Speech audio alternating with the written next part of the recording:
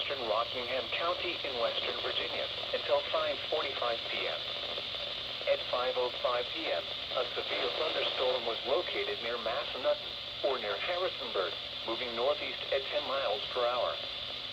Hazard, 60 miles per hour wind gusts. Source, radar indicated. Impact, damaging winds will cause some trees and large branches to fall.